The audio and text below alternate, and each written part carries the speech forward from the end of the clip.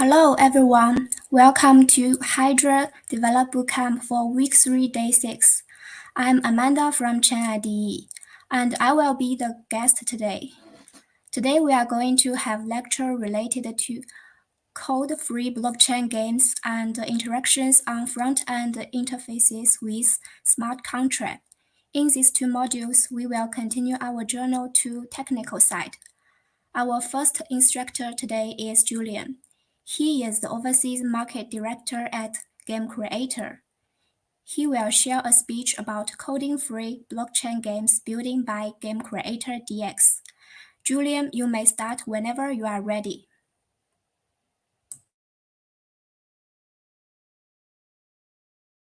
I'm very glad to join this bootcamp and e-meet you today. Today, I'm going to show you how to create a code-free blockchain game using our visualized game creating tool, the GameCreatorDX. So firstly, I will show you a demo game which is built by the GameCreatorDX without any coding. And secondly, I will brief you the core features for the GameCreatorDX. Third, I will step-by-step teach you how to build your game and hook it up with the blockchain, and then to deliver some basic features such as login wallet, airdrop token, pull token balance, and transfer tokens into a designated address. Alright, let's get it started. Before we talk about the GameCreatorDX, I would like to introduce you the Game Creator, which is the master version of the GameCreatorDX. You probably will ask a question, what's the difference between the Game Creator and the DX? So the answer is, DX was the branch version of the Game Creator, and it will have most of the feature from the Game Creator played to the blockchain. In Game Creator, most of the games are created by the existing templates, such as RPG, SRPG, and AVG, and so on. So most of our creators, they creating their games with existing template, but there's still some advanced user, they can also even create their own template. Here is some showcases for our excellent games. All of them are created by the game creator using the different template. As we just introduced, you can create game by the different templates using the game creator. And now we're going to introduce the different type of the template and their demo games. So let's first start with the RPG game. So this is a demo game we created, and someone is calling help me, and we can WASD to move around this little guy with no hairs, and there's a stick on the ground. We pick it up. All right, let's go ahead. Now the guidance says mouse click to attack and space to quickly move, and well, this one is pretty aggressive. Let's tackle him. So we hit him. He hit us. Well, HP is decreasing, and oh yeah. Now we level up and we got a skill. Something like a strike. Yeah. This helps us to tackle down faster. Okay, so let's hit and run. Oh, well, my bad skill, but anyway. One another, and this one. Alright, so in this game template, we got the different systems, like mission system, say now we're going to save and figure out someone who calling for help, and the item system, we can use this is item and this is equipment, and we put this equipment, we got this equipment, and we have a hat, and we have a room. Now as the people, interface. So we're gonna to equip our sticks and then pull down something other. Okay, we can just pull down the sticks, but this increasing our attack, and we can try. Well, this is amazing. Wow, this guy is aggressive. All right, we have our mission completed. Oh yeah, we have another skill, which is AoE, and we almost complete this game. Complete this mission. Now we have a conversation with this NPC, and the NPC is bringing us to somewhere. Oh yeah. Hey, okay. There's village in the front, and take a run there. Okay. Cool. So this is a start for our ARPG game. So you can modify the NPC behavior, and you can customize the systems like item system, equipment system, and the skill set system. Everything you can customize. So now let's move on to the next one.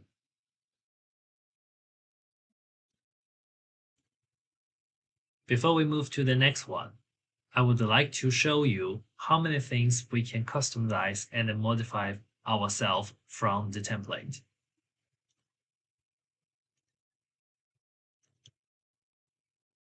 So we open this ARPG template.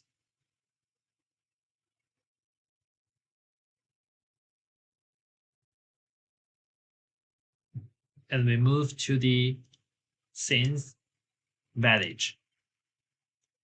So here is the village I just demoed.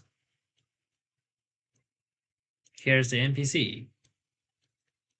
And in Game Creator, you can drag and release a new characters here as an NPC. And you can set the event for this NPC to interact with users and players. As I just mentioned, almost everything in this template can be modified. So let's click here, database. For example, if we move to skill, we can see all the skills we just used in the demo. So this is the strike one, and this is the AoE. So for this AoE set, it can affect to all enemies, or we can change it into only affect to the teammates. Let's change it back. For this one, it is only affected to single enemy, and we can set some using condition for him, such as only could be used in battle, or it could be also used when not in battle. We will set it only used in battle. And we can also change the hit ratio from 100% into 90. We could also change the cooldown time from 1 to 0. The MP cost could be also changed from 0 to anything. Let's change it back. Here we can change if this skill will take the damage and what type of the damage it takes. First is the physical damage and magic damage, and actual damage, or healing, or the MP healing. And we can also choose if these skills will cause the hate. In this template, we have the hating systems. Currently, if we use this set skill to the enemy, it will cause 10 hates increasing.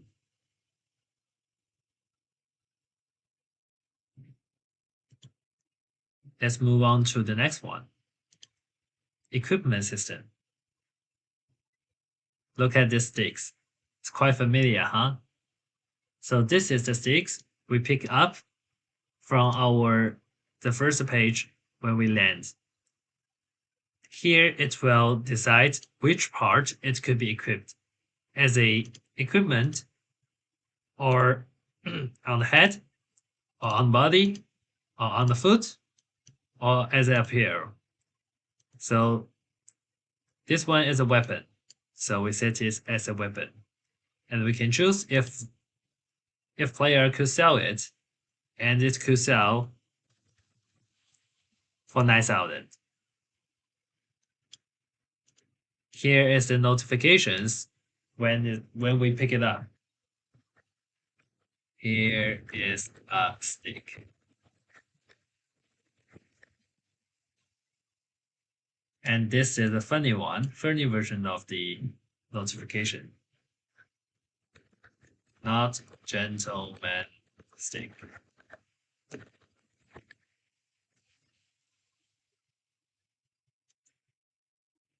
And the type of this equipment is the equipment, not the item. Here we can set the parameters of this equipment, how many HP it will increase, let's say 10. How many attack it will increase, it is 50 now. And how many magic MP it will increase, and agile and hit ratio, and critical hit ratio, or even moving speed, defense, SP, and magical defense. It could also be set into some status, such as buff and debuff.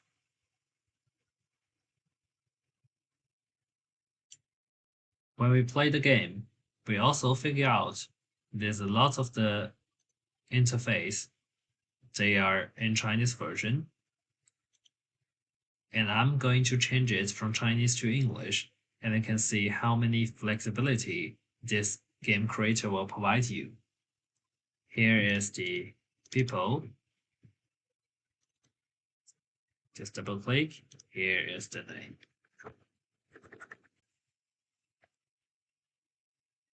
Let's click apply. Oops.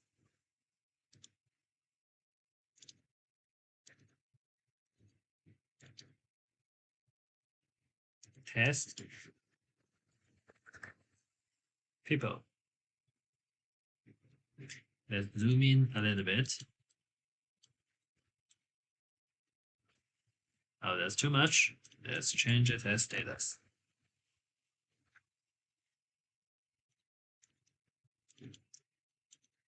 The next one is mission.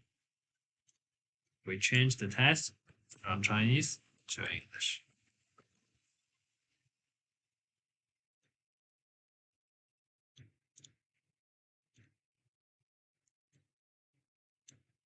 Make the font a little bit small and make it larger. And this one is item.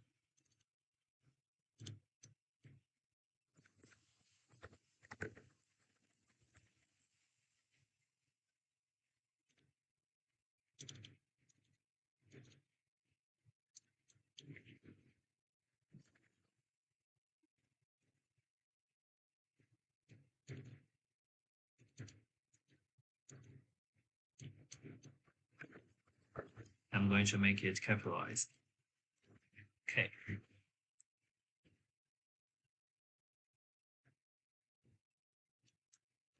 Here's the skills.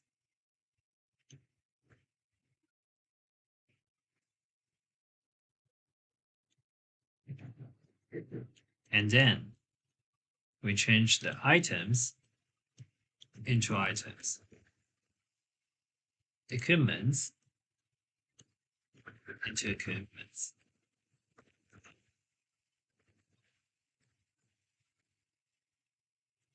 Click apply here.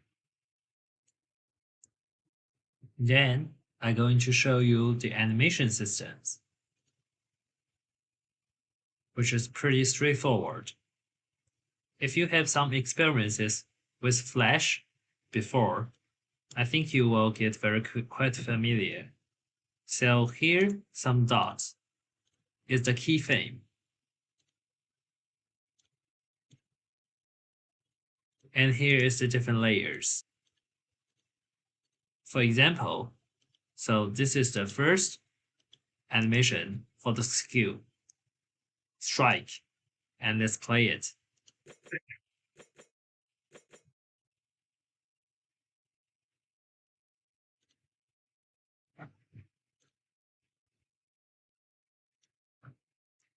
Let's try to add another animation here. So just drag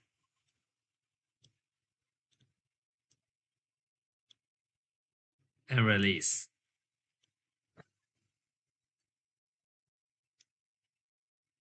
Therefore, so I add 4 here.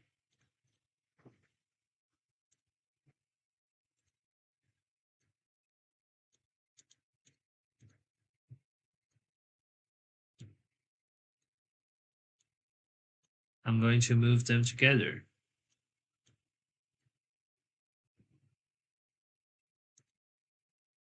They're both here.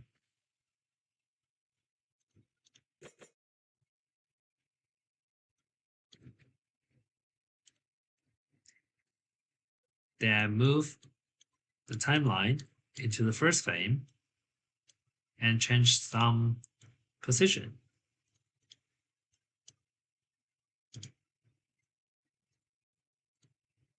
So it will automatically generate the keyframe.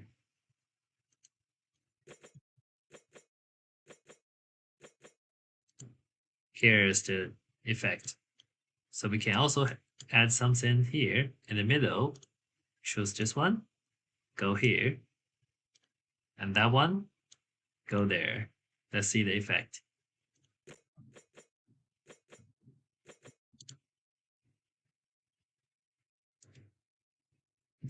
In here, we can also change the color tone. The red, green, blue, and gray. We can also change the exposure. We can also change the rotation angle, transparency, and hue. Let me remove this.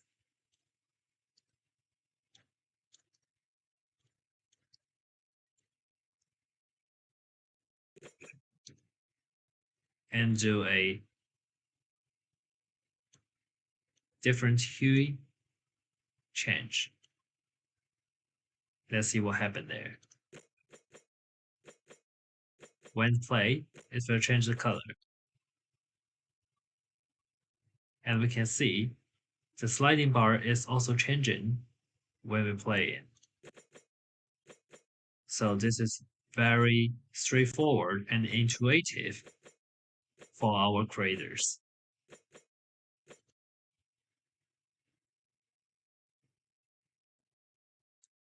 And now I'm going to brief you the drawing system of Game Creator.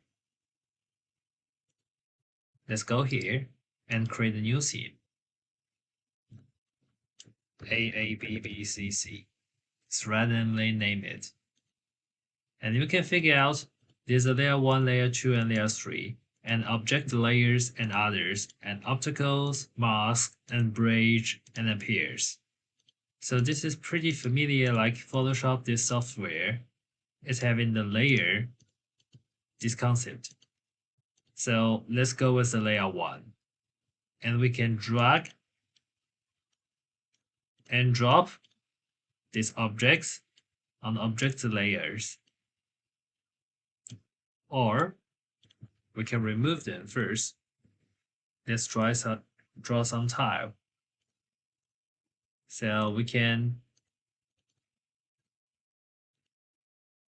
create a new block 1 layer and we name it as tile. Now we can draw it Or we can select all of this to completely put 3 of it, and we use erase to erase rest of them. And we create another one, tile 2, to get some trees there. Okay, we place some tree and plant some bushes.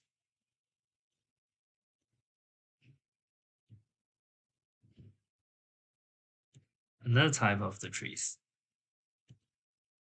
You may ask, what if you directly draw the tree here? We can try it. So it will have this kind of the effect. It's not good. So I just undo.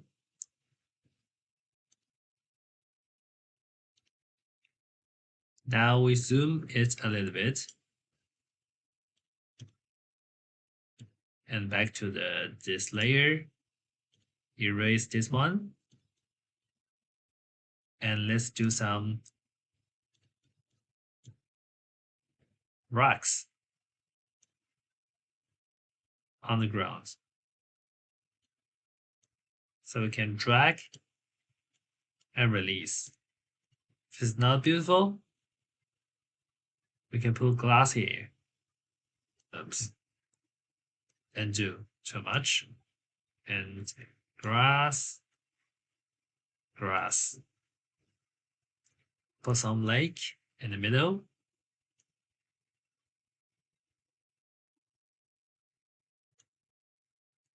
Maybe here.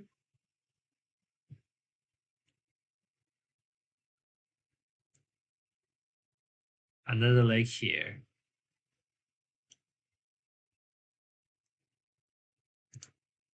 Then here's the mask layer and obstacles layer.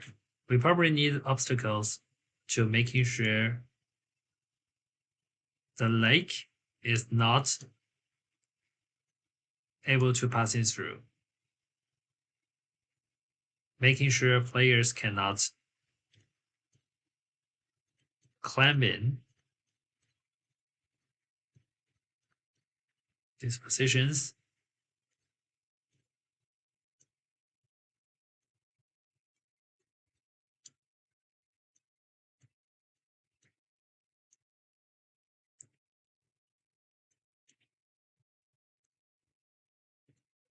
All right, so we're back to here and trying to build a bridge here and a bridge here. Because we already draw the obstacles here and we have another layers called the bridge, we can also draw the bridge here. It will override the obstacles and allow the players to passing through this area. And finally, we switch back to the object layer and switch back here as well into the object. We draw a player here, little node here.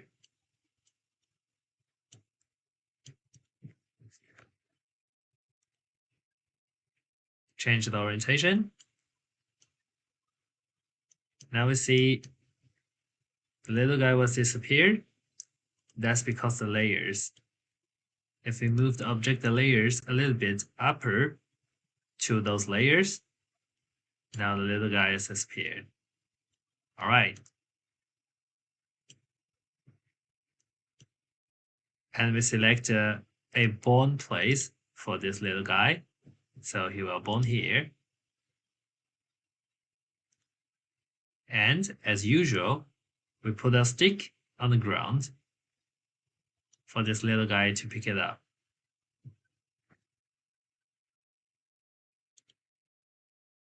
That's pretty much for the drawing systems. So you can use these systems to create the different scenes and maps for your games.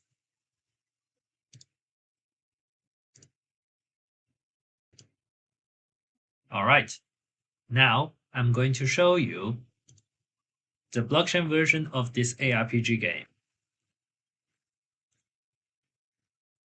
Let's run this game. So firstly, it will ask me for connected to my wallet. Let's click this button. It's asked me to click my ETH wallet, and here's my wallet. It will call out my wallet in the Chrome extension, and I'm unlocking. All right, and log in my account. Connecting. Yay, it's connected. And here is my wallet address. And let's say continued. All right, so in this interface, I think you are very familiar because you already saw my demo previously. And here's the sticks, as usual. Yeah, not a legitimate mistake, I know. And here is the address for my wallet address because I already logged in. Let's have a conversation with this little guy. He told me you can't go there. He is blocking me at this moment. And let's have a conversation with this NPC, the little girl. Hello, how can I help you? So if you have no idea what this Chinese characters means, no worries. In the next session, we will hands-on you to create your own blockchain games. In that sessions, we will change these Chinese characters into the English one. So the first one is to get the name of the token. Let's click it. It will have the interaction with the wallet and got my token. My token name is test token. And second one is to get the balance of my token.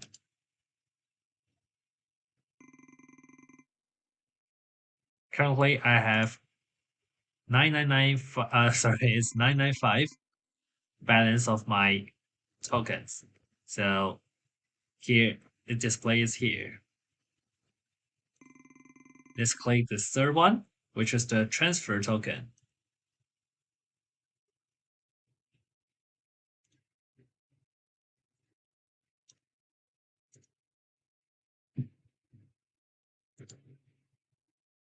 New address detected. Click here to add to your address book. Transfer. Yes, confirm. Now it says confirming your transaction.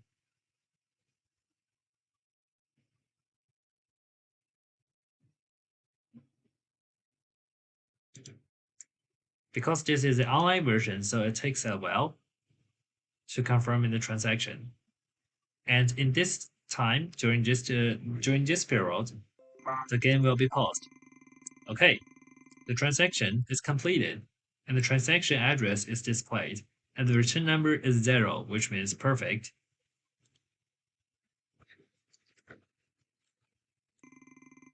And we change the token balance again. All right. There's 15 tokens being transferred out.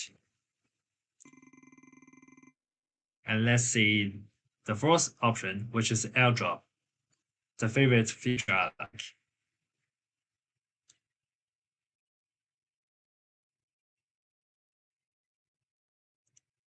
Contract interaction. Yes, airdrop token, pending.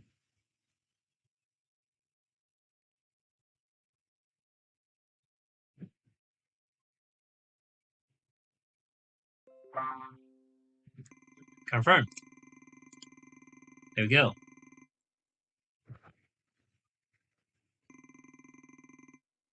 And let's check the balance again. Okay, now I get 1,080 token. So let's talk with this little guy to see what happened. He said, all right, I will let you go. Seems like I figured out I met all the conditions. So now I go to version.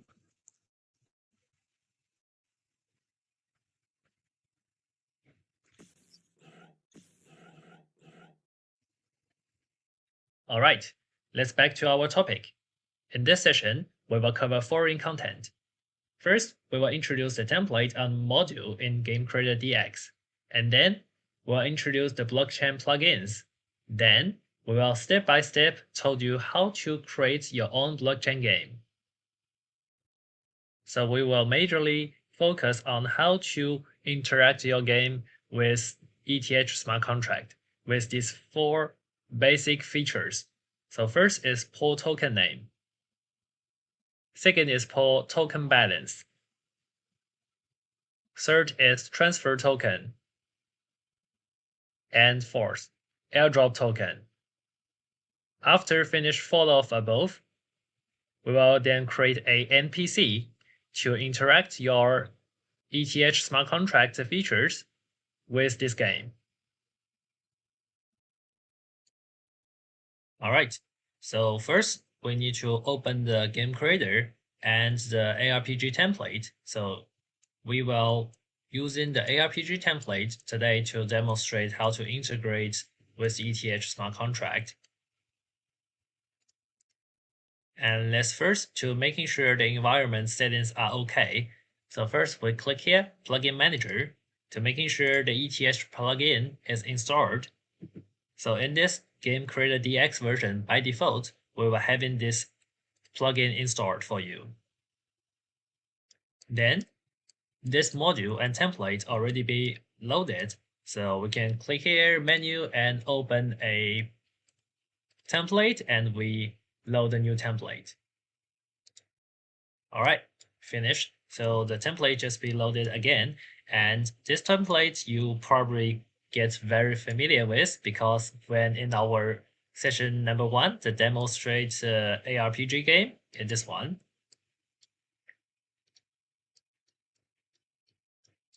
the little node here's going to here, tackle all those enemies, and save the goal. Okay, this big enemy, maybe a little bit deeper. So let's back to the first scenes when this little node here is born. Since we are creating the ETH smart contract interactive game, so we would with the better to load and initialize the ETH smart contract when we just enter this game. So we're gonna to put the parameters here when enter this scene to load the smart contract address and ABI, those kind of the parameters. Now I'm going to show you how to put these parameters into it. So in this session, I assume you already developed your own smart contract with the ChainIDE. So we already having the demo IDE here. So we're not gonna to demonstrate how to create and develop your own smart contract, but you can, just using our demo one. So here is our ERC20 example smart contract. So in this contract, it will have the following features.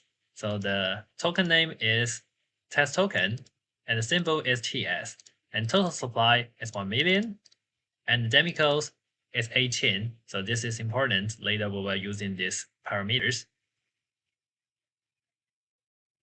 And the first function is get token name and balance off, and the transfer. These 2 functions, we will call them later. And also airdrop token. All right, let's close this ChainIDE editor and back to our game editor. So what we're gonna do when this game enters the scene, so we're gonna to click here to generate some events when enter the scene. So first, I would like to put some strings into the variables. So let's randomly pick one, let's say 10, and name it as our smart contract address. Smart contract address.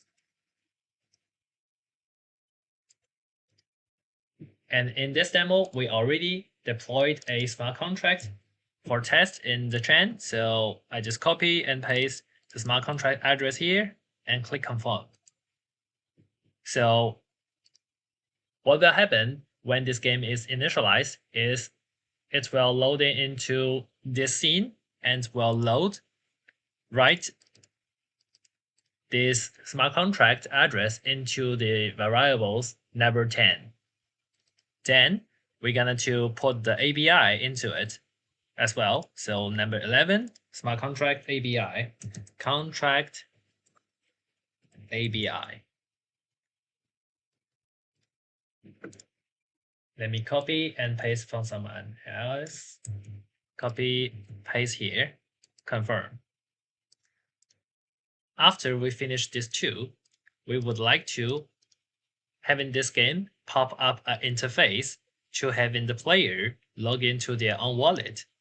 So now we're gonna to pop up a interface. So before we add the interface popping up here in the event, we'd better to create the interface first. So click here, database, and choose the interface. And we create a new interface, someone in maybe 20 number. And we drag and release a frame,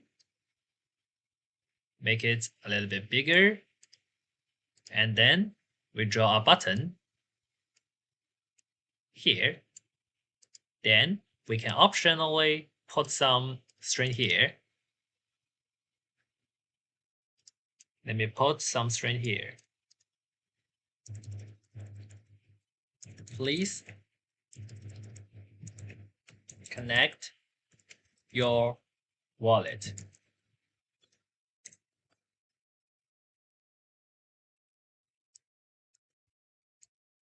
Adjust the position and change the button name as well. Connect.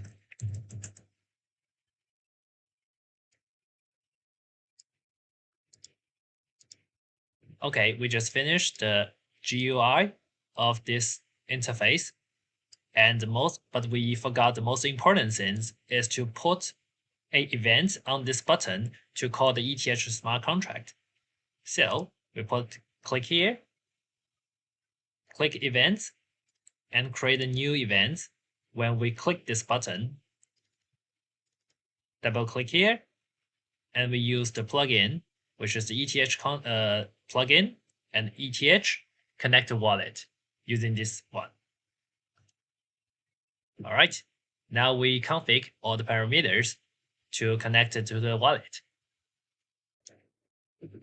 So the first parameters is the connection status. So this means after the connection between the wallet, it will write down the connection status into these variables in the game. And the second is the address of the wallet. After successful connected, it will write down the wallet address into the game variables. And we're gonna to specify this one into a new one.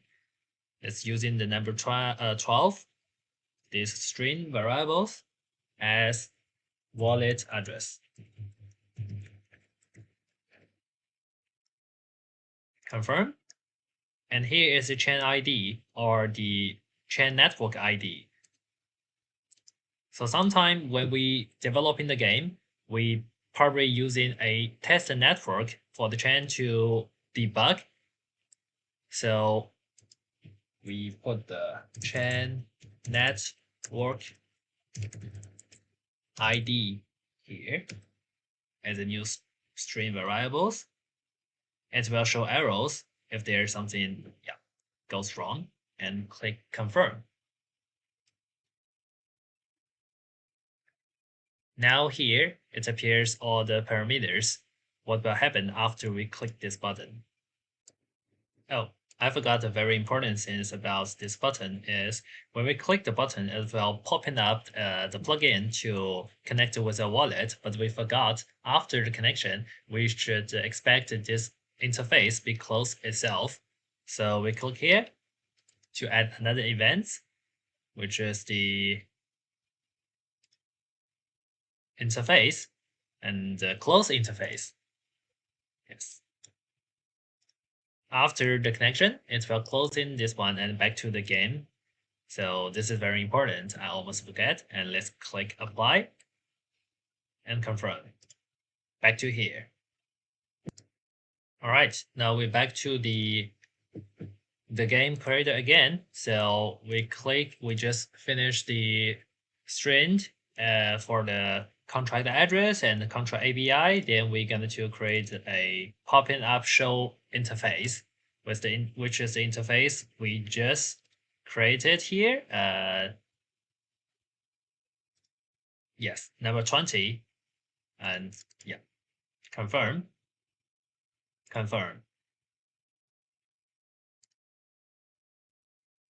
Yeah, I forgot to name the number 20 interface, wallet connection.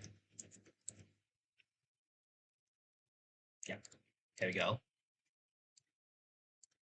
And when we're doing the login or the wallet connection, we would like this interface being always displayed there. So we will add another function or event here called waiting this interface.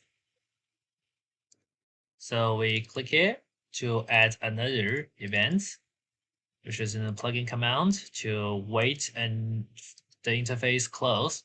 And we choose the interface, which is this one, 20, wallet connection. Say confirm. Yes. So now we are okay. And for the wallet connection interface, we can also modify it here in the data and the interface, which is here, connecting ETH1. So we're going to change it from Chinese to English. Connect wallet. And this one. Okay, here we go. Switch here from the events to the component itself, basics. Connect ETH wallet. And this one. Select your wallet. Right. Are not connected. And network. All right. Apply. And then here, send in the transaction. Submit transaction.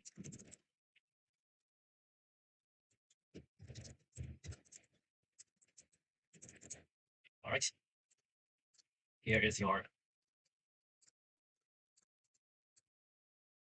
wallet address.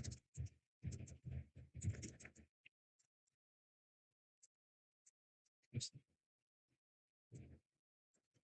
And put this guy a little bit here. Test is not connected.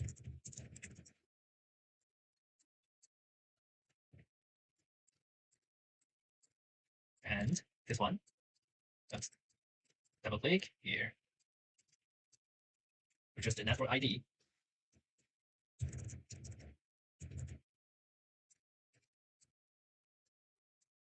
Not connected. When it's connected, it will reflect the actual variables there.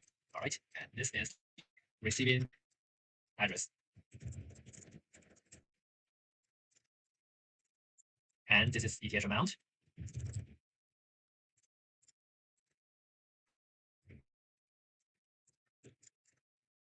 All right, this button, change it into submit.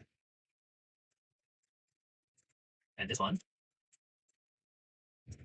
verifying transaction. There you go. Good, apply. Then we move into the next one. This is the contract transaction popping up.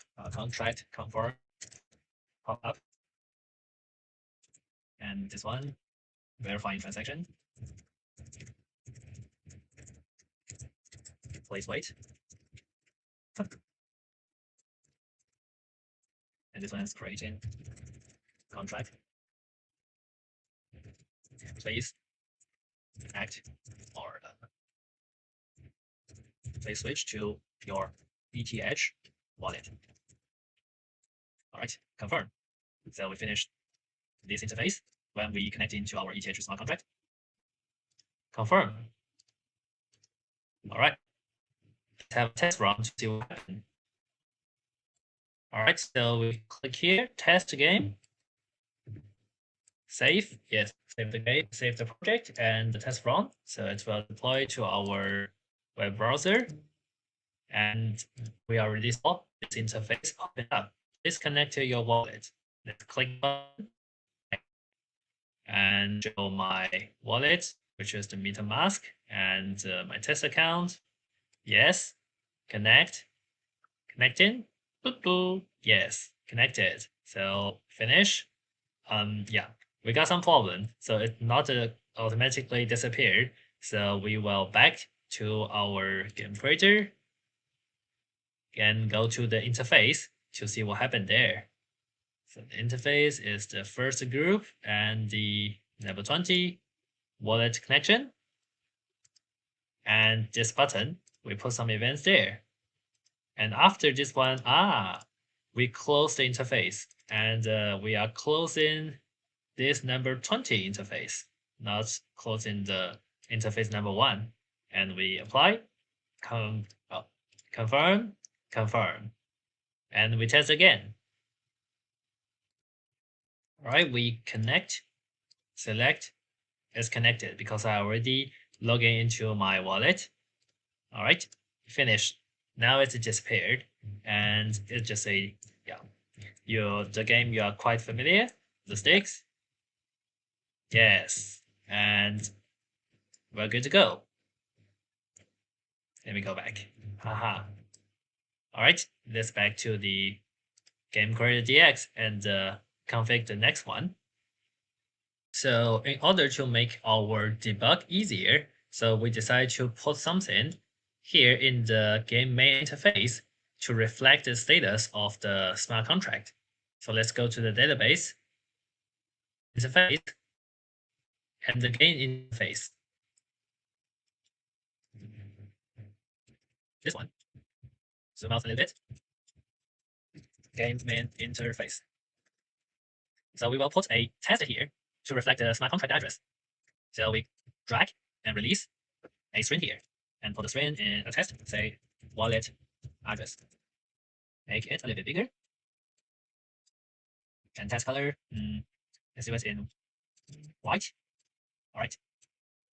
That's the statics test. And we drag again, another, and make it in white as well. But this time we are not put a statics test. We want it to show the variables, which is our wallet address. And this should appear after these variables being written from the ETH plugin. And we also would like to have the balance into it. So here, say token balance. And make it easier for read. White. Oops. And two. Okay.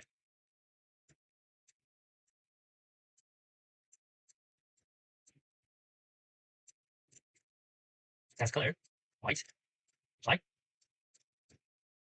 Then we probably need a new variable here as the total balance. All right. Apply. Confirm. All right. Now we're gonna to create a NPC to interact with our player with the ETH smart contract. Let's adjust the orientation and name this NPC as ETH operator.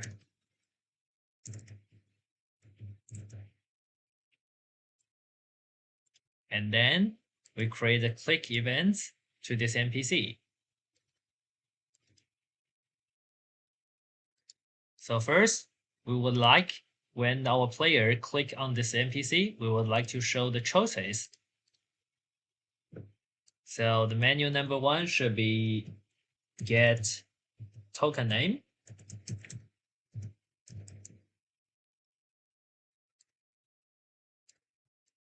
The option number 2 should be get token balance.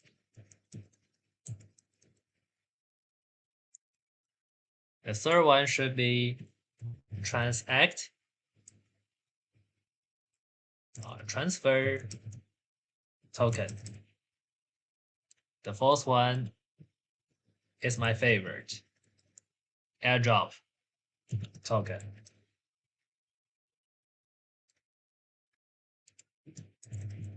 and put a cancel there. Okay, we click confirm. And the first option, get the token name. Let's config this one. Double click here and using the plugin called contract. And let's put a get token name here.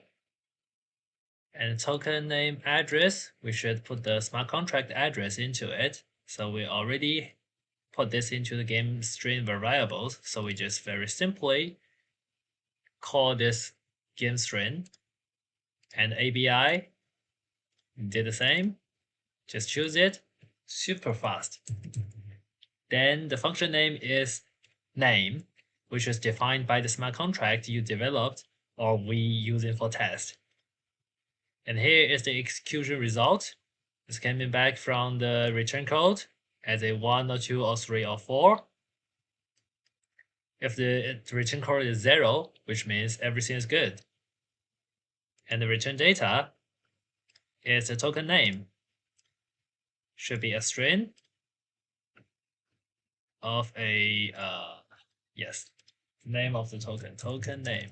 Let's put this into the token number, the string variables number 15, token name.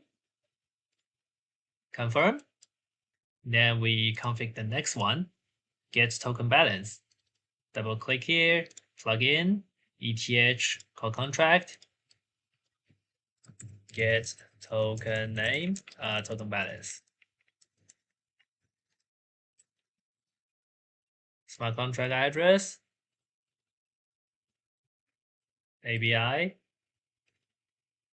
function, balance, of, which also defined by your smart contract, and put the parameters is your wallet address. And I'm pretty sure your player just wants to know their own wallet balance and return the number into the token name. Sorry, it's not the token name, token balance. And the decimeter is 18, which is also defined by your smart contract. Execution code is return code. Yes, confirm. And also add a pop-up message. Show test. Hey, your token balance is insert a string token balance here and confirm. Now we move to the next one, transfer token. Double click, plug in, call contract, transfer token, smart contract address, ABI, function, transfer. And this function, we need 2 parameters. One is the destination wallet address. Another is a transfer amount. Since we have Flugo, we put 15 here, and Demico is 18, which is defined by your smart contract. And we hardcore a destination wallet address here. So in your own game, you can have a player input that field and to have player input this 2 value by themselves. But here we just hardcore, and the mode is write and confirm the transaction, and execution results return to this one return code, and the transaction address, and return here a new string, and then copy paste the destination wallet here. All right, confirm. And after the transaction, we want this NPC to pop up test message to our player, return code. Chain code is a volume, this one, and transaction address is a string, this one, transaction address. Confirm. Then we move to the airdrop. Config this one. Plugin, called contract, and this section is called airdrop token. Smart contract address, as usual, ABI, and the function name for the airdrop is also defined by a smart contract. In here is airdrop token. There you go. And the mode is not read, it should be the write, and we need to confirm the transaction and return the execution return code here and the transaction address here and confirm. And after the airdrop finished, as usual, play test here, return code,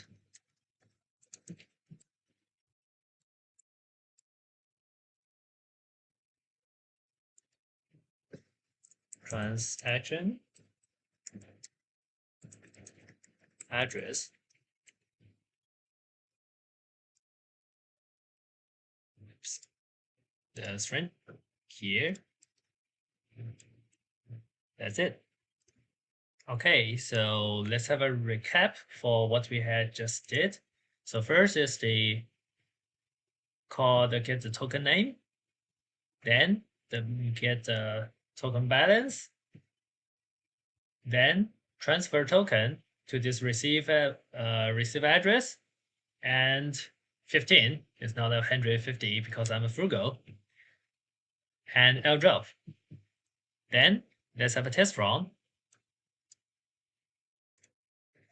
Let's click here, test, and connect it to my wallet. Yes, connected. Oops. So the visibility for the white is not very great here. So later we're gonna change this to the red one, which is increasing the visibility. And let's click here to have some interaction with this ETH operator or NPC. So first, get the token name. Okay, my token name is test token. Sounds good. Then get my token balance. All right, my token balance is 950. Sounds good. Okay, now it appear here. Then transfer token for 15. Yes, 15 TS. And confirm. Verifying the transaction. Since this is a write behavior, so it will having the full transaction in the blockchain. It could take a couple seconds. All right. My transaction confirmed. Return code is 0. So far so good. And the transaction address is here. And then we check our token balance again. It's become 900. All right, so let's do the most amazing one, airdrop token. Say airdrop token. Yes, confirm. I like it. So as same as the transaction transfer token, this transaction, it will take a couple seconds to verify. All right, transaction address is this one, return code is 0, and I received 25 token. And let's check my token balance again. Oh, wow, it's 1,000. So we're gonna to modify our interface very quickly to making sure the visibility for those debug messages having the very good visibility. Move here, wallet address from the test color from white to the red.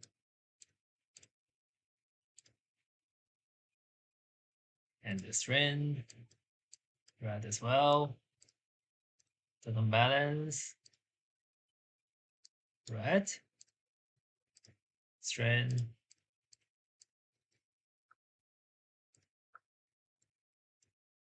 red as well. Then let's finish the last part, which is to having create an NPC to have more interaction with this game. So we will put a new NPC here, small tiny guy, orientation here, and we have a event.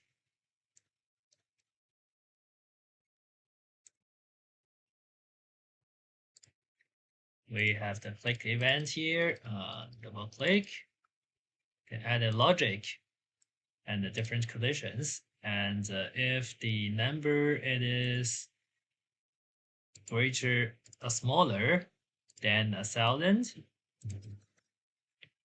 my token, then it will say, I can't let you go there.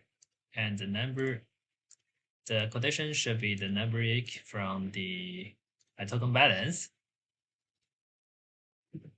and confirm. So if the token balance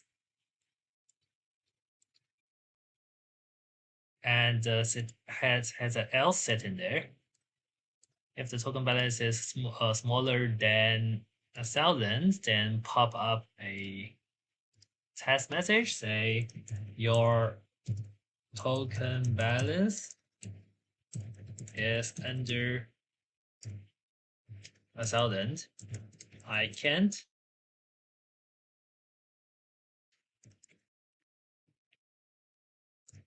confirm. Other else, then show another. You are super rich. I will give the way to you.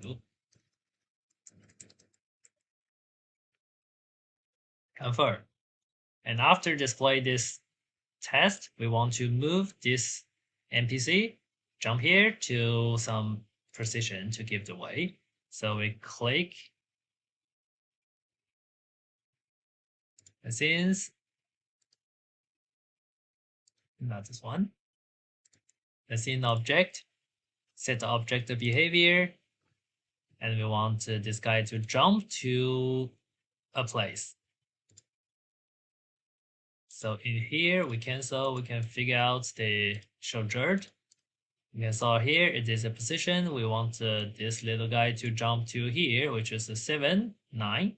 And we can put this x-axis into 7 and y-axis into 9 and say yes, confirm, and yes, it is jumping, and let's do it again. Phew, good, and confirm.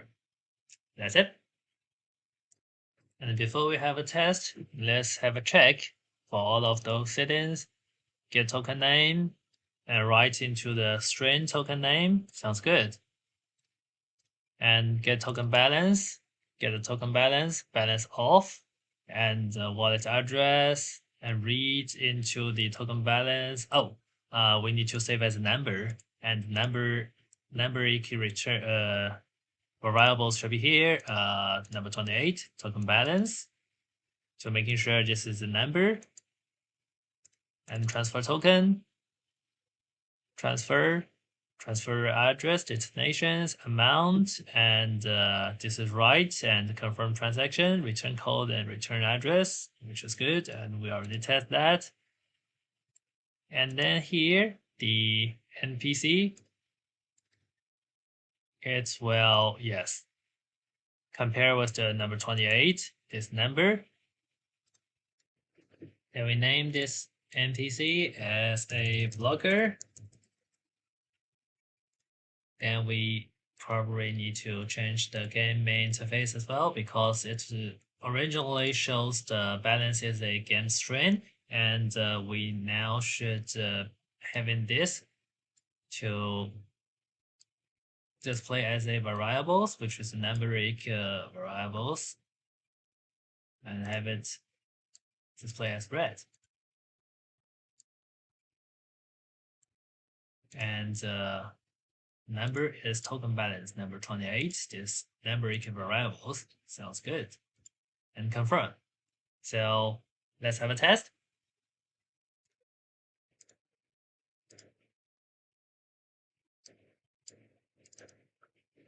All right, connect to my wallet. Sounds good. Now the wallet address is appeared here, and the token balance is 0. So I talk to this blocker. The token balance is under 1,000. I can let you go. This is working as intended. And we talk to this ETH operator and airdrop me some token. Confirm. So verifying the transaction. Good. And check my token balance. 1,100. Sounds good. Let's talk with him again. Wow, I'm super rich, and he will give my way to me. Okay. Now we continue to the game. All right. It's a big win. All right. Thanks for listening. Should you have any questions or feedback, please welcome to drop an email at oversee@gamecreator.com.cn. And now, I will give you a short break, which allows you to submit the feedback for this session. We will share the link to you very quickly for you to submit the feedback. I hope this session could help you and make your journey to the blockchain game easier. See you guys.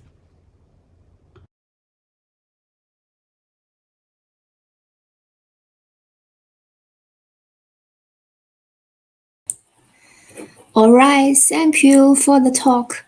If you guys have any questions about Game Creator, please leave us messages in our Telegram. Okay, our next speaker is Ali. He is the overseas community manager from ChainIDE, and he is also the technical ambassador of ChainIDE for years. Ali, you may start whenever you are ready. Oh, thanks, Amanda, for the introduction. And I would like to share my presentation. Thank you. Yeah. So today I will be discussing about how to create front-end interfaces using front-end programming languages such as HTML, CSS, Tailwind CSS, Bootstrap, except that I will be using some libraries such as Vue and React JS.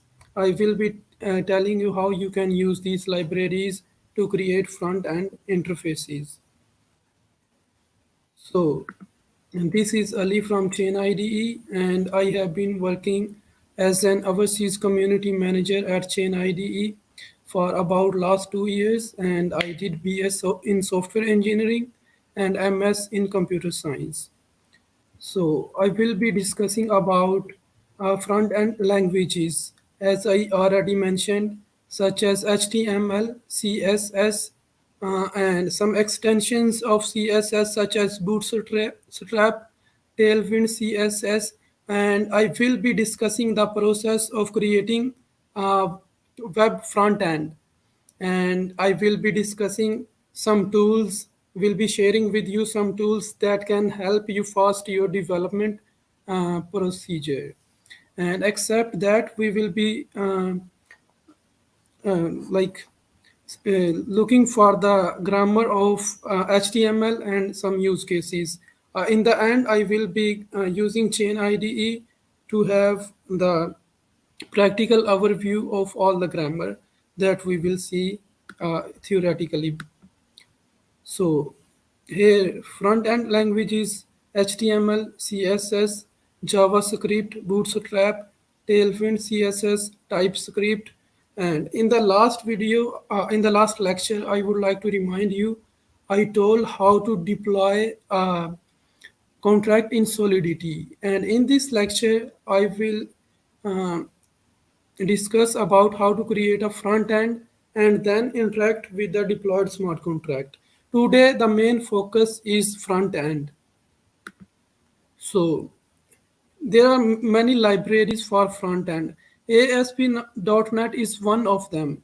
ASP.NET is a framework, active server pages, and you can use Microsoft Visual Studio 2018 for creating that. So in that, you can just drag and drop the built-in like uh, templates, and you can drag and drop the tags like for the input for the button. You don't need to write down the code, but you can just drag and drop all the tags, and then you can connect with the Solidity or with any other programming language. For C sharp also, that supports both Solidity and C sharp also, like databases, SQL, NoSQL, MySQL, and other different databases. So here are some other libraries also. Those are very famous these days. One of them is React. React is also very famous these days. Vue, Bootstrap. Bootstrap, you can say, is an extension of CSS. Like, you don't need to create classes by yourself. In Bootstrap, all the classes are already built in. You just need to use the classes in your HTML code, and you may upgrade the classes or change the classes features according to your requirements. So we will see in the end how we can use these libraries. So here is the process of creating the front end of the website. The first step is information gathering. You can say requirement elicitation also. The second one is prototype and development. Like, after gathering the information, you don't go directly to development, you do prototype. There are many prototype tools. One of them is Just in Mind. I would like to share my other screen to give a brief overview of Just in Mind. Just give me a minute and let me share my other screen.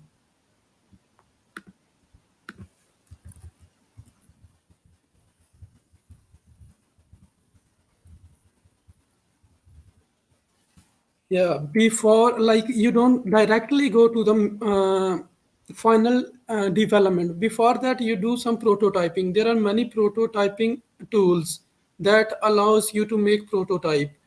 Using that prototype tool, you can see how your website looks like. You can compare with your competitors. You can check like which color scheme you should use, which font style you should use, where you should place which thing. Once you like create a prototype and like you finalize each and everything, then you will start the final development.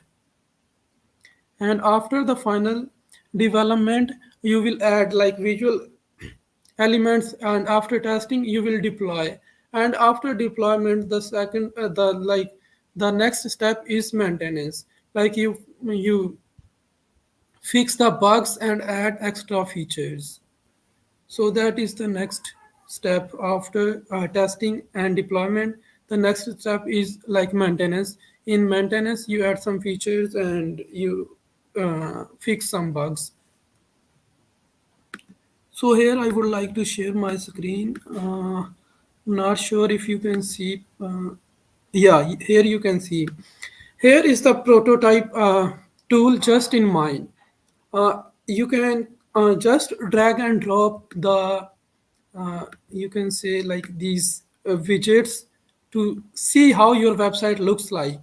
You can place check like where you want to place your images, where you want to place your paragraphs, what should be the color of the paragraphs, what should be the font size, what should be the font style, what should be the font color. Yeah, before the final development, you will use some prototype tool to check how your website looks like. After finalizing the prototype, you will start the final development, and then you will follow all the like guidelines or all the information from the prototype. Like once you have finalized the prototype, it will be very easy for you to develop the front end, because in prototype you finalize each and everything, like what should be the color of the font size, for what should be the color of fonts, what should be the font size of the color, what should be the font family, where you want to place the photos, and which photos you want to add here. Yeah, it's very easy. This tool is very easy.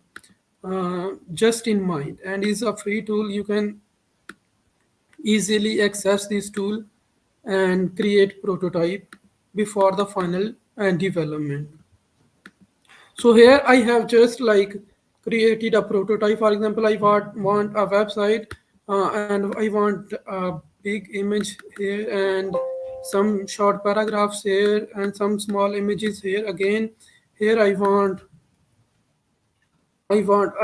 input, a feedback, maybe you can say, just to display like how you can use this just in mind prototype tool. Here are all the like inputs and forms.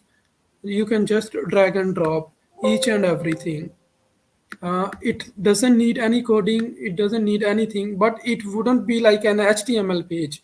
It would just be a prototype, and you can see like how it looks like and change before the final and development. So it looks like this one. Yeah, you can change images here also. Or you can finalize each and everything, like which images you want to use, where you want to use which thing, and which features you want to use. So this was regarding just in mind prototype tool. So now I will come back to my slides.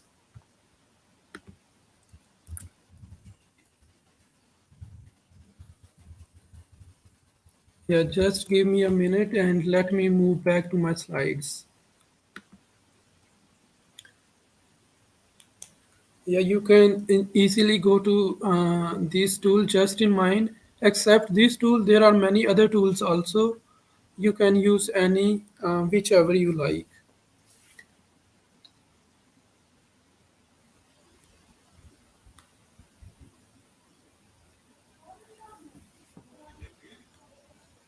So after the prototyping, the next step is the final development. In the final development, you will use some front-end programming languages, but in like prototype tool, you don't need any programming language. And after testing, you will deploy, and after deployment, you will add some features, extra features, and you will maintain, like fix some bugs, add some features according to the requirements of the users.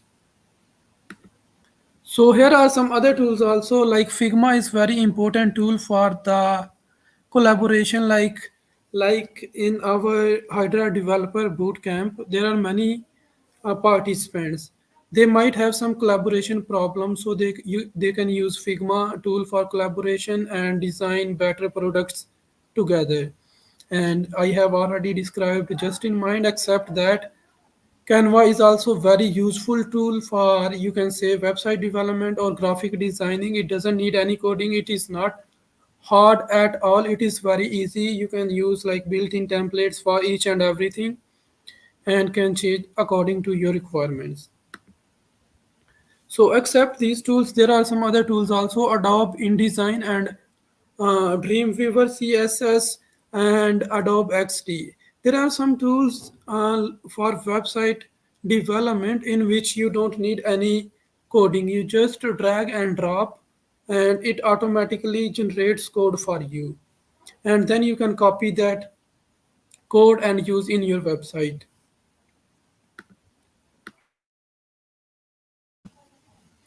Yeah, Sublime Text is also one of the tools for development, for programming.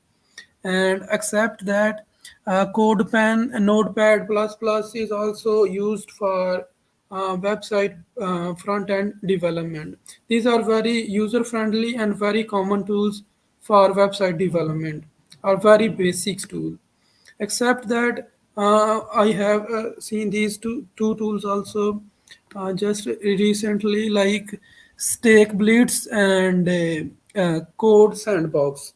These supports all the programming languages those are required for website development, such as JavaScript, CSS, HTML, TypeScript. TypeScript is also very important and very famous these days, and we will discuss about that also. So, regarding learning material, except this lecture, you can go to Web3 school also and can check all the programming languages, their syntax, their concept, and you can go to tutorial point, except that you can go to Coursera, Code Academy, or any other useful website to learn about these languages. These languages are very easy, such as HTML, CSS, JavaScript.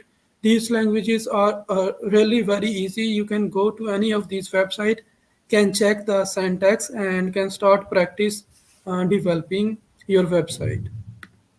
So now I will start with HTML grammar, like how you can start developing your front end interfaces or your front end websites uh, interfaces using HTML. HTML stands for Hypertext Markup Language. HTML alone is nothing, it's just used to create the content of the website. CSS is used to design your website. And JavaScript is very famous, which adds functionality, make your website like more usable, more functional. Yeah. So this is the way to create your HTML document. So first of all, you start with document type is HTML, and then you use HTML tag body. Just like the tags which are inside the body will be shown in your browser. Except like anything outside the body wouldn't be shown in your browser.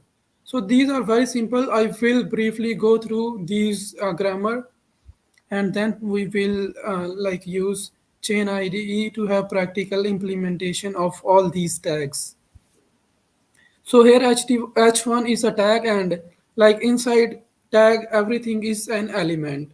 So HTML defines the root of an HTML document, body defines the document's body, and we have H1 to H6 tags for heading.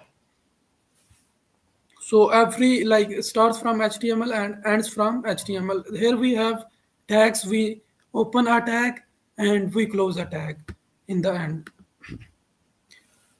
And HTML attributes, all the tags have attributes also. Like here we see image has a tag. Image is a tag and it has attributes such as source, width, and height. These are the attributes of an image. Like image tag, there are other tags and they also have some other attributes. For example, here we have for image source, width, height. These are the attributes for the tag image. So here alt is also one of the attributes of an image. For example, if you have any problem with your link in the for the image and it does not display, the text in the alt attribute would be displayed if your image have some problem or if your link have some problem. So alt is used for that purpose. Style is used for styling your HTML tags, your HTML elements. Hairstyle, we can say here like is used inline CSS, inline cascade style sheet. There are three types of CSS: inline, internal, and external. We will look more into details in next coming slides. So here is title. Title is also like when you hover your like mouse, it will show this text. I am tools tip. like to give more extra information about an element when you see in the browser. So here are like headings from H1 to H6. These are very simple and basics. I am just telling for the beginners. So here is style, and if we want bigger headings, like we discussed before, we have headings for from H1 to H6. But if we want bigger headings, then we will use style uh, attribute of the P paragraph tag. So we can extend the font size this way. And HTML paragraph are defined by P. And if you don't want to change any format of your text, then you will use pre tag. And if you want to have some break, then you will use a BR tag. And if you want to define a thematic break in an HTML page, then you will use HTHR. These are all the tags used in HTML. Here is HTML styles. So as I already discussed, like the here is used inline CSS. We can use style attribute of a P tag, or in other tags also like H1 also. We can use attribute style to add some other features like colors, background, font family, font style, yeah, font size, background color, and some other features like this using style keyword.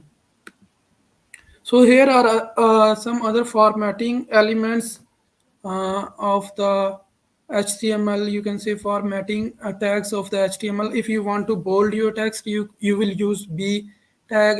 If you want to strong like important text in your front end interface, you will use a strong tag. And if you want to uh, make italic text, then you will use I emphasize.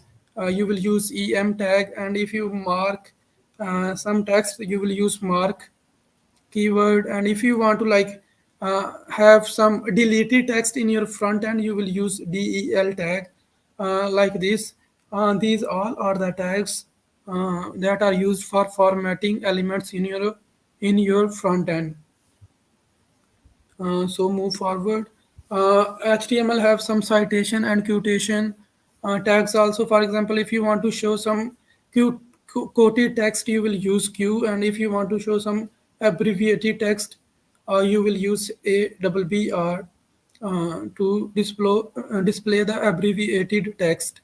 If you want to display some address in your front end, you will use address tag in your HTML tag, and then you will write down your address.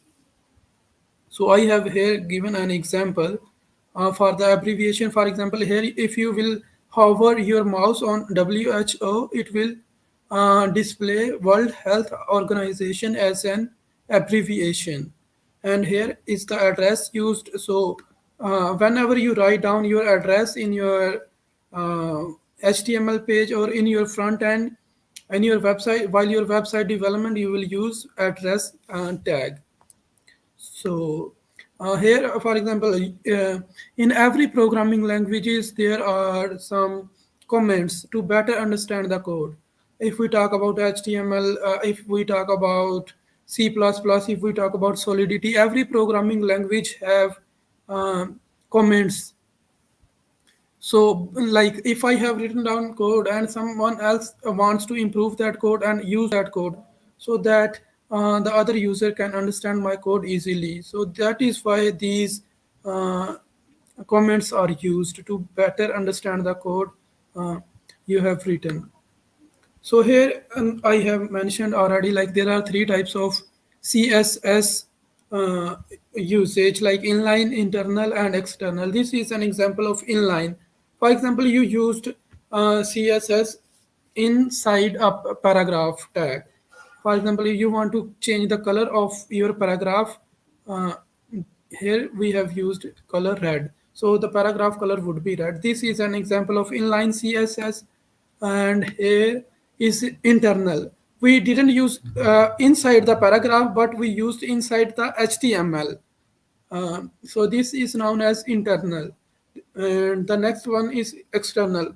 In external, we don't use inside the HTML tag or inside the like paragraph tag or inside the HTML, but we create another file named with CSS, and then we use the link of that file in the HTML file, like this one, link relation, style sheet, and the type hypertext reference is here. We will paste the address of the CSS file. So then we can use all the features of CSS in HTML. There are some other tags and features like style is used to add style to your HTML file, and there are three types of styling an HTML file: inline CSS, internal CSS, and external CSS. If you use external CSS, then you will use the link of external CSS, and you will use link tag to add the link of external CSS, and all the links will be added in the head tag. Here we see, here is the head and here is the head. We will use all the links for the CSS and JavaScript or any other programming languages or libraries such as Vue or React. We will use in the head tag. So we can add font family, font size, border, padding, margin using CSS. Here is another example of HTML classes. Like we can create HTML classes and IDEs also. Then we can style all the elements, all the tags in a class using the class name. For example, here we have used class and the class name is node. And here we have used internal CSS. We can use external CSS also. So here we have used the class name and we have added some extra a style to this tag, to this class, node class.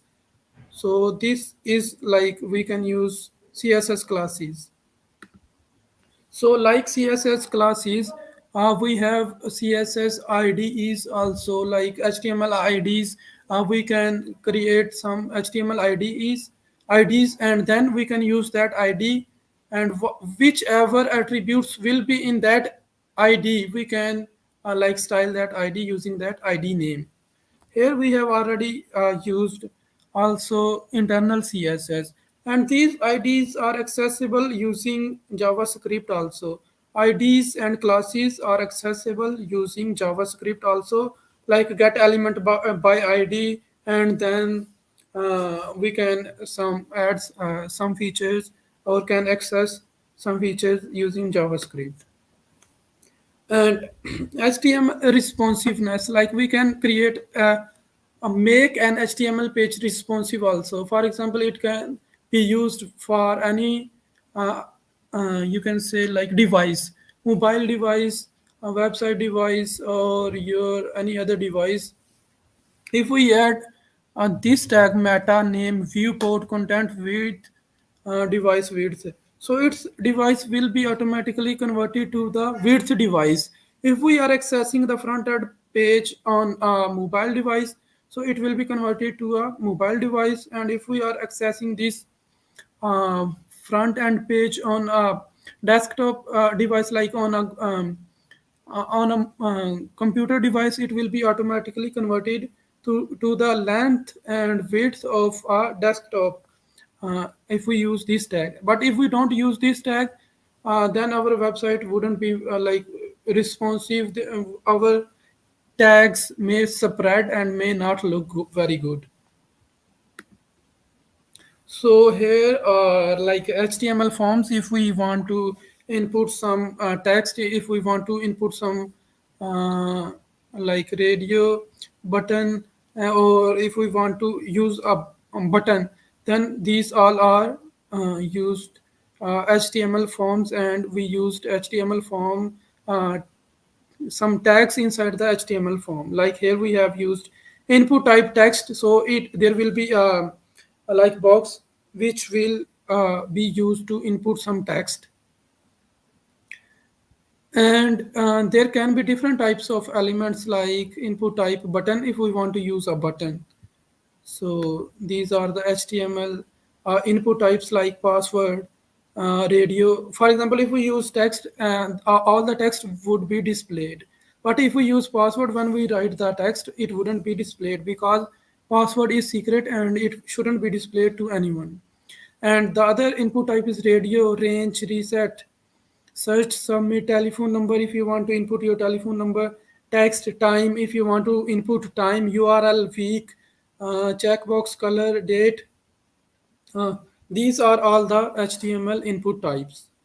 Except these, there might be some others also. HTML media, if you want to use some media in your front end, there are some tags, HTML tags for that also. If you want to use a video file in your HTML file, or if you want to use an audio file, or if you want to use some YouTube video in your HTML front end, you can use these tags, such as here you can use video, and it has attributes like width, height. You can set width and height according to your requirements.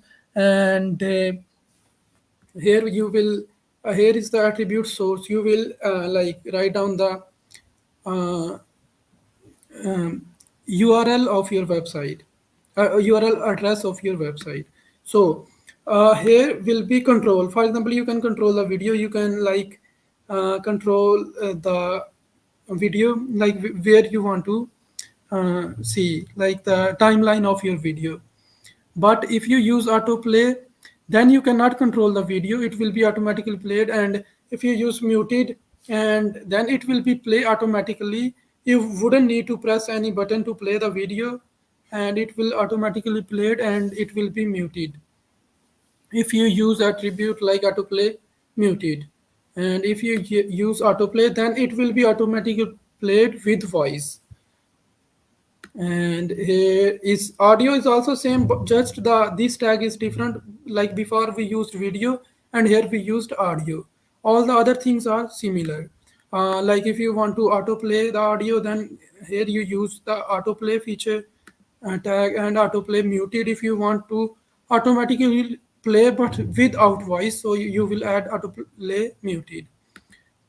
So these were all the my presentation. So now I will want to share my screen, and we will have practical overview of all these tags. Yeah, so here I would like to share my screen. Yeah, here I have already created some small projects to have better understanding of these HTML tags. So just give me a minute and let me share my screen.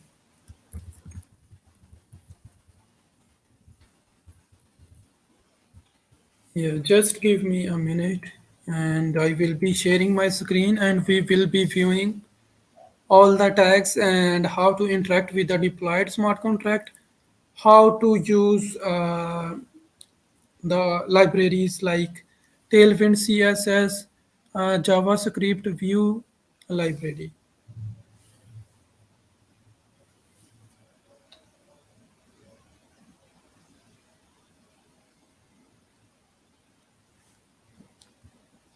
Okay, so now you can see my screen, and I am using ChainIDE. You can use any other tool also, like I mentioned before, or you can use any of them. Like you can use Notepad plus plus, Sublime Text, CodePen, and any other tool of your interest. So here I have basic HTML page. So here I have title. Title is usually displayed in the browser. For example, here this is the title, and here we have used page title, heading 1, and paragraph. We already see heading 1 has tags. A heading has tag from h1 to h6, but if you want to extend from this size, you can use style feature.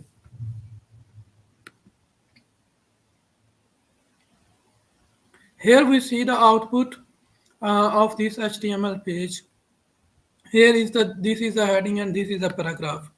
So whatever we write down, whichever tags we used, are the elements are displayed in the output file.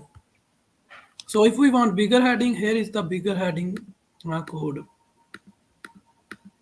Yeah, so here we will see output of this one. Yeah, bigger heading. So here I have used inline CSS. Yeah, font size, color green. This is inline CSS. If you want to add some style to your front end, you can add some like use some features like font size, font family, font color. These all the features. Yeah, font color green. So yeah, font color green, and if you want to add background color also, you can add background color also. Font color.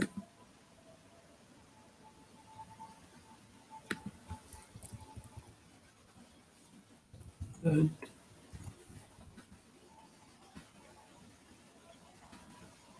Oh yeah, I think there is a problem. Oh, not font color, but just color. We will use just color red.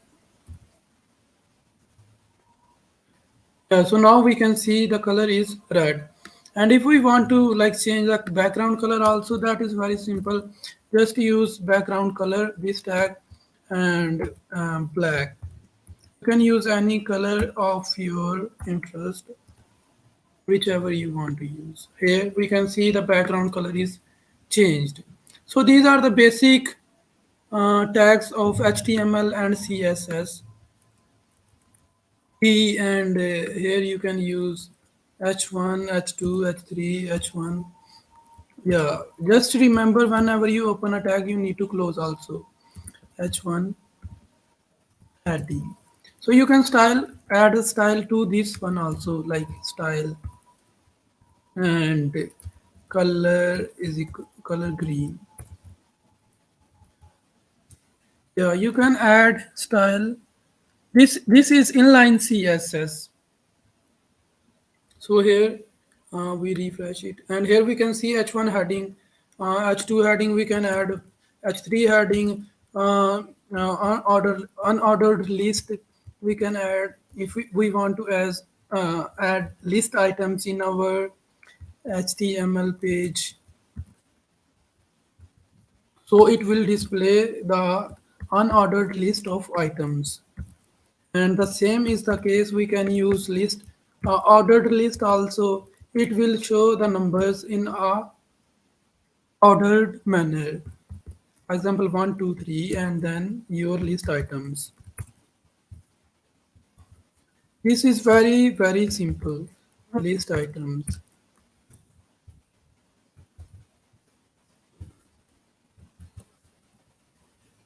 And remember to close the tag whenever you open a tag. So here unordered list, list 1, unordered list 1, list item 1, and here would be item 2.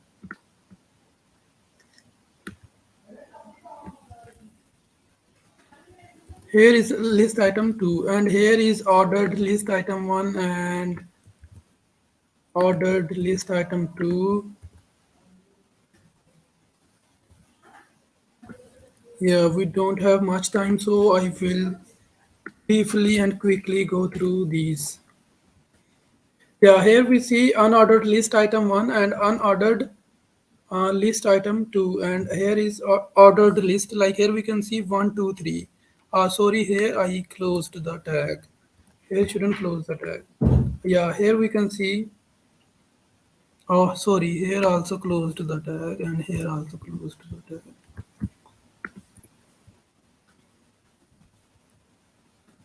Yeah, here we can see like unordered and ordered list. Here like there is no numbering, but here is the numbering. So these are the basic tags, except these some others also we will go through, uh, like video HTML. If you want to use a video in your HTML file, so this is the tag for video, and here are the attributes width, height, and autoplay. If you want autoplay, if you don't want autoplay, then you will write down controls, and if you want to play autoplay mute, then you will add mute also with it. So here we see it.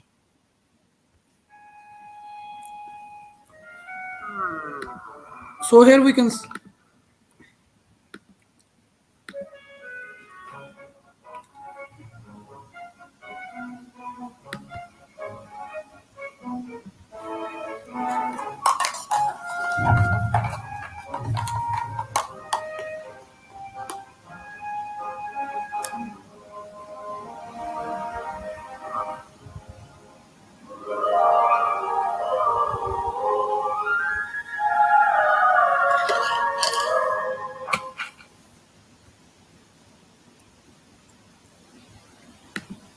Yeah, so here we saw we cannot control the video because it is autoplayed.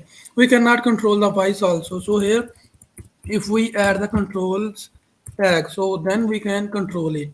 And we can control the voice also. Here we see now we can control.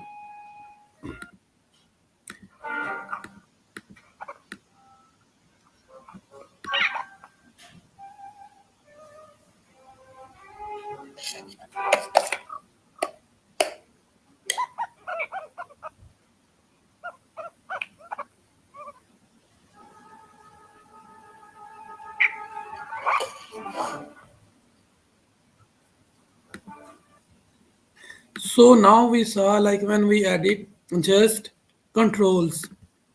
Now we can control. And if we play autoplay mute, so it will be played automatically, but there wouldn't be any voice. So let's look it also.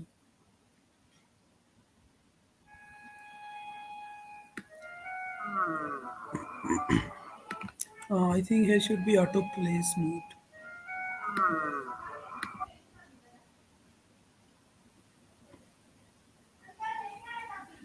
Yeah, now we can see like is played, but there is no voice because we added autoplays mute. So these are the features for adding media tags for adding media to your HTML page. Video and same is like audio. If you want to add audio, just change the tag with audio, and all the other things are same. If you add controls, then you will be able to control it. If you add autoplay, then you wouldn't be able to control it. Here is the audio.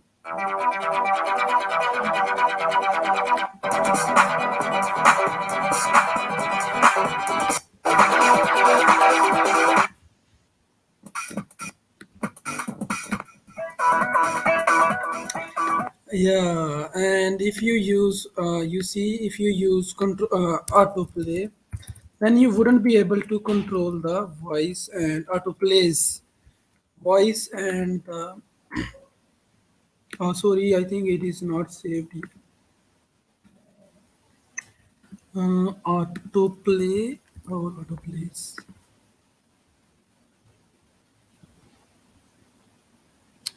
I think autoplays.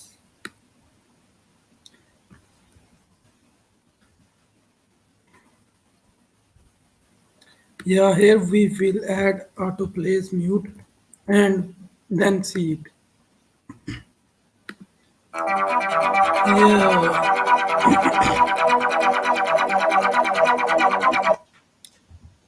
yeah, I think there is a problem with syntax. Maybe, or maybe I think this. I think audio does not support autoplays mute. Just the video supports this. And we saw this and style, like how we use styling. We see this one also, like this one is internal CSS. Yeah, style color, red background color, pink font family, Vardhana. Yeah, and if you want to like add italic or bold, you can add that one also. Here I have already added italic. If you want to bold it, you can add B keyword. So HTML is really, really very simple. So we will save it, and yeah, now it is bold. So we saw, sorry, so we saw the basic elements of HTML, how to use JavaScript. Let's see how to use JavaScript in HTML. Here we have another example. Like I mentioned before, we can use HTML classes and IDEs in JavaScript and in CSS. In CSS, we can add style to the class tags, and in JavaScript, we can add some functionalities. Here we have JavaScript here. So my header we have added, for example, first of all we got the this tag my header, and when we click on it, it converts into have a nice day. So let's have a look on this. Yeah, here we see the text before is hello world, and now it converts into have a nice day. So this way the like ID HTML IDs are used in JavaScript and CSS. For example, if you want to add style to this header, you can add style also. For example, here you go, style, add style, and here you close style. Sorry, not in this, but it should be HTML and add. Here you will close the heading, and here you will use style keyword, and here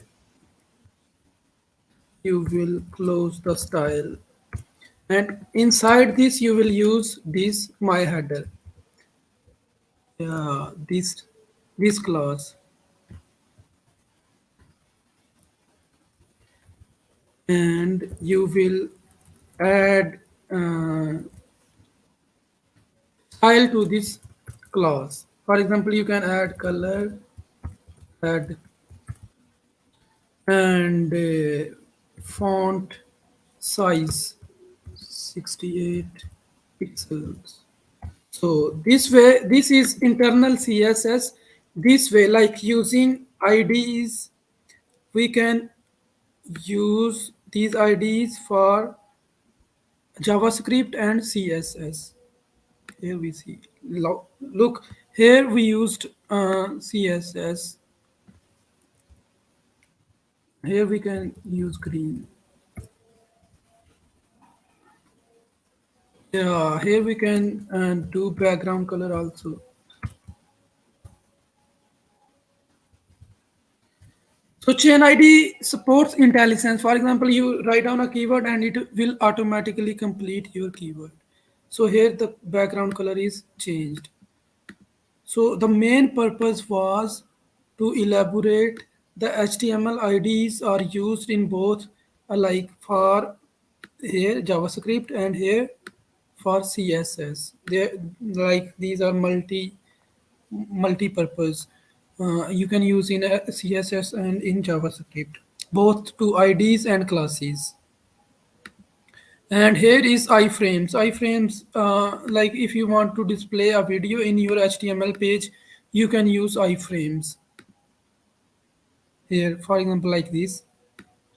Here is the link, the tag iframe width heights. You can set according to your requirements, and here will be the link for the video. So here is the video. I just used these.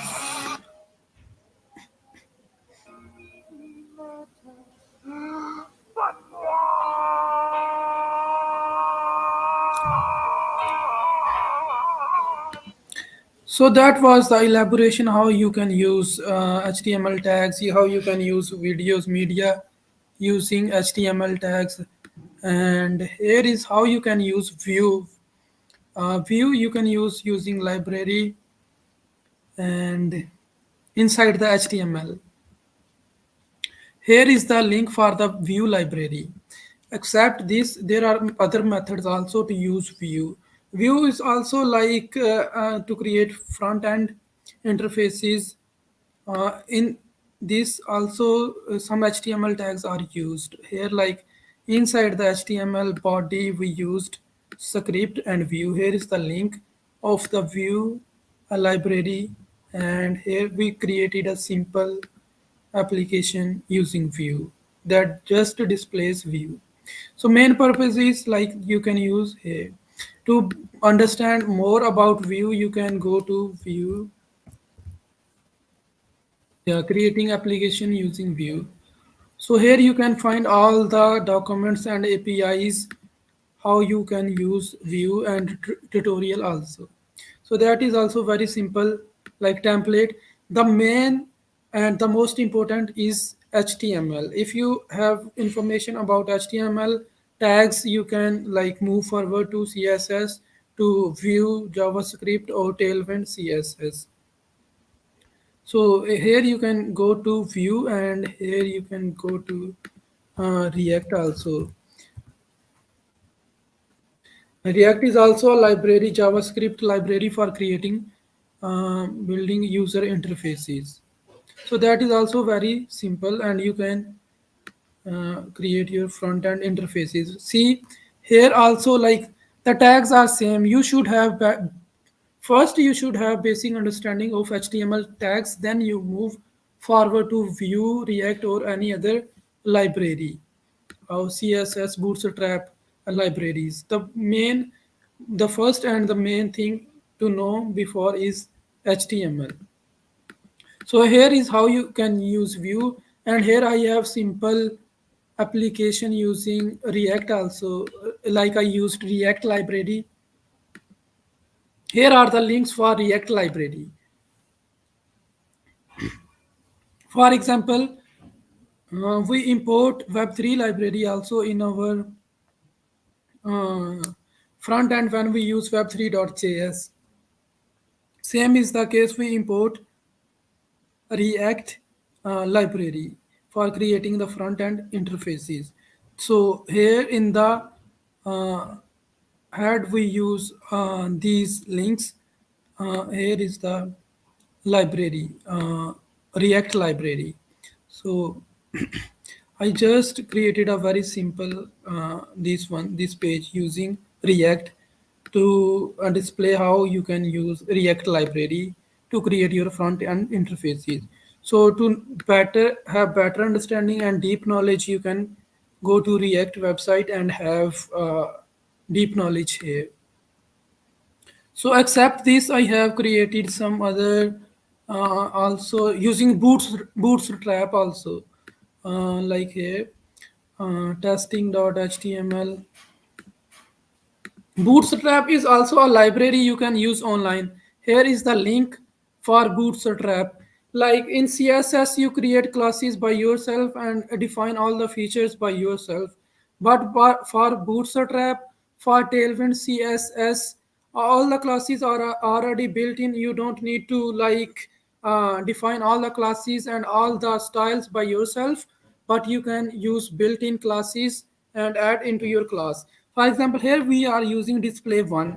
We have never we have not initialized this class, and we have not added like styles to this class, but this class is initialized in Bootstrap library. We are using Bootstrap library, and then we are using the classes, but we are not like defining those classes. We are using the built-in classes.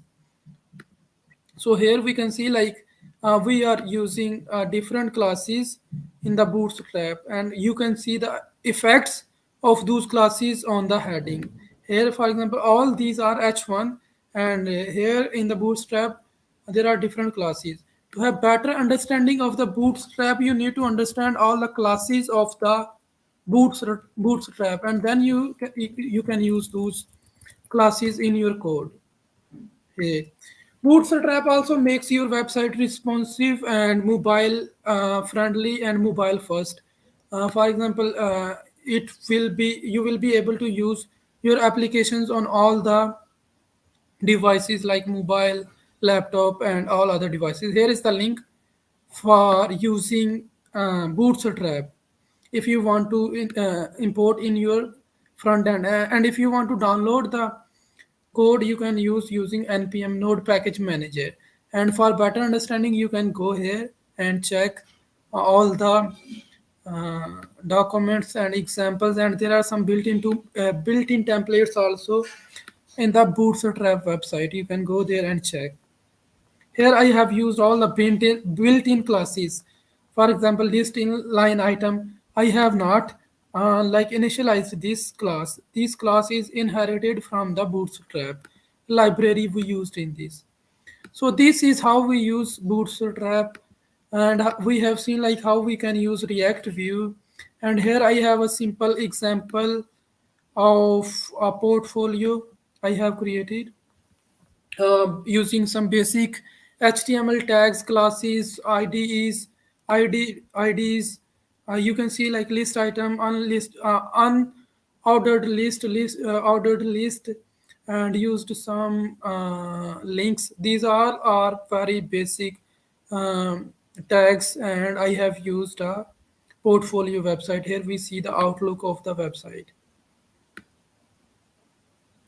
In this, I have used Bootstrap. Here we can see Muhammad Ali Arshad, like my name, and here home, about, resume, portfolio. So this is my portfolio website. Here I have used all the very basic tags and Bootstrap library to add design to this website. Here is like I am a community manager. I have added all these features. So you can also design very easily after you have understanding of HTML tags, say, Bootstrap library if you want to use Bootstrap, or if you want to use any other library. So you can use any other library. The basic thing is the first you need to have understanding of HTML, how it works, and then you can import different libraries, different frameworks. So this is an example of a form, input form. Like here you can input your email and password. This is also created using HTML and Bootstrap. You can also find many like free templates. If you just click here HTML free templates, you can find many templates and you can download them. You can see the code, have better understanding like how it works. These all are the free templates. You can download them and you can view the code of these templates here. Like you can download it, and there are many other websites also from where you can download these templates. So this was how you can create your front end interfaces using different libraries and using different frameworks.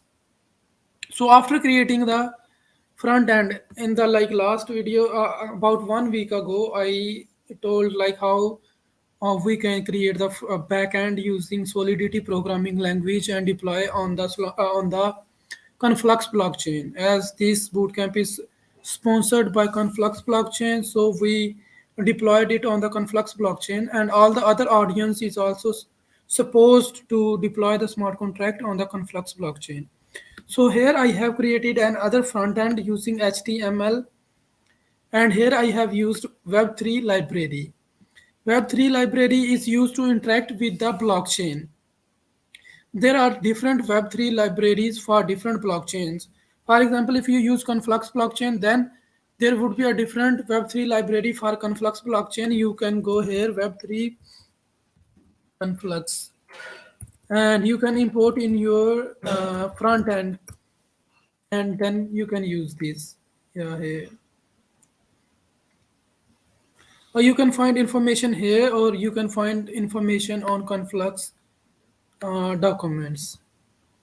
Yeah, here are some differences in Web3, like Ethereum, Web3.js, and Conflux.jx. Here, for example, if you use set provider, get provider, is some syntax differences you can check while developing your application or deploying on the Conflux blockchain. So here I have used like input, I have used some tags to take some inputs and used a button and used JavaScript also in this front end. I have used for front end I have used Solidity. I have deployed a smart contract on the Solana on the Conflux blockchain, and for the front end I have used HTML and CSS. And here I have used form control class. So here I have designed this class. You can see body wrapper form sign in form control. Here you can see I used this class to design the to add design to the class. So this is CSS, this is HTML. HTML includes JavaScript and web3.js. That is also JavaScript. Here is the link for the web3.js. So the front end is created using HTML and CSS is used for designing. And here I have used some labels to display the output of my output that I have stored on the blockchain. And here I have used Web3 library like load Web3 and load contract. Here is the contract information, the backend information. I deployed the smart contract on the Conflux blockchain, and I told like we need ABI and contract address to interact with the deployed smart contract. So here is the ABI and here is the contract address. Here is our smart contract. And yeah, here if we compile it, we get ABI and bytecode. So we need ABI, bytecode, smart contract address, and yeah, we need all these things when we need to interact with the deployed smart contract. So here is the smart contract. We have already discussed about the backend in our previous lecture. So here our smart contract is deployed. Here is the ABI code and here is the bytecode. So here I copied the ABI code and I pasted here. So this is the ABI code. We can see here all is the ABI code. Here is the contract address, and here I used Web3 library and JavaScript to like load the smart contract. And here I used to store the information, like the information we input from the HTML. Here, like I already told you, we use JavaScript to take information from the HTML tags, IDs. So we are taking the information from the HTML inputs and passing it to the deployed smart contract. So here is my wallet address. I will be used to interact with the deployed smart contract. And here is to retrieve information. The first function was to store information, and this function is to retrieve information from the blockchain. So uh, this is JavaScript. I like document.get element ID, get element by ID. So here we have before used some elements here ID1, these div ID1, last name, name 1, last name, address 1, mobile number 1. So we are using these tags to display the information we retrieve from the blockchain, like this one, mobile number 1, address 1, last name 1. So we use these tags to display the information from the blockchain. So here is the information we retrieve from the blockchain, and here is the contract address where our smart contract is deployed. So we see the output of this. To save time, I have already designed all these functions. So here ID1, here name, my name Muhammad Ali Arshad, yeah, Muhammad and Ali Arshad. So and address, and here is my mobile number. So this is created using, yeah. So we will, yeah.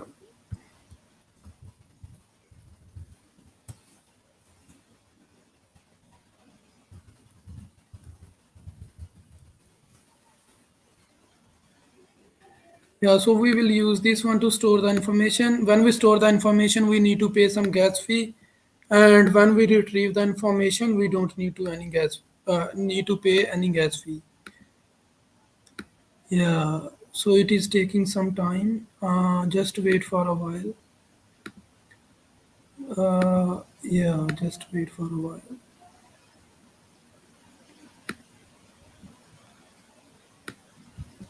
Yeah, we may change the.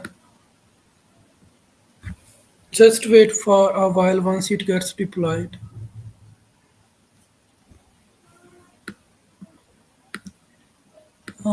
We may need to change the gas fee because it is zero, so it is not being deployed on the blockchain. So we set here some gas fee 0. We don't have. I don't have that much 0.001. I think maybe I don't have sufficient